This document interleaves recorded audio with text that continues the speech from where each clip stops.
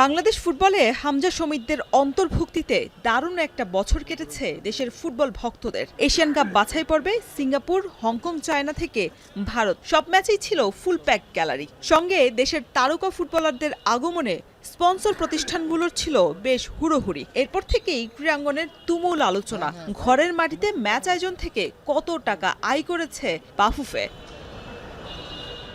তবে জুন থেকে ডিসেম্বর বাফুফের নির্বাহী কমিটির সভা বেশ কয়েকটি হলেও অনুষ্ঠিত পঞ্চম সভায় মিলল এর উত্তর। শুধু বিগত ম্যাচের আয়ের হিসেব দিতে পারলেও ব্যয়ের হিসেব রেখেছে এখনো গোপনে।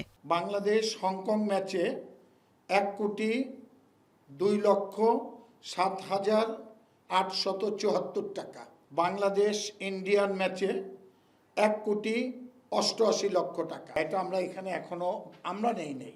বাফুফের নির্বাহী কমিটির সভায় হোম ম্যাচের আয় ব্যয়ের হিসেব ছাড়াও ছিল মোট 22 এজেন্ডা। তবে এর মধ্যে আলোচনা হয়েছে গুটি কয়েক বিষয় নিয়ে।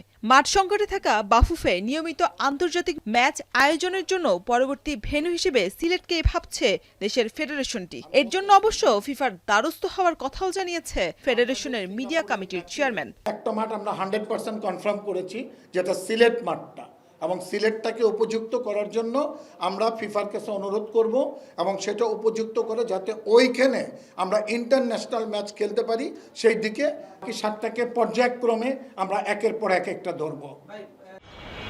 তবে এশিয়ান কাপ বাছাই পর্বে পুরুষ এবং নারী ফুটবলারদের অর্জনে বাফুফের ঘোষিত অর্থ পুরস্কার সহ বেশ কয়েকটি গুরুত্বপূর্ণ বিষয়ে আলোচনার কথা থাকলেও অসম্পূর্ণ রেখেই সভা শেষ করেছে কমিটির সদস্যরা।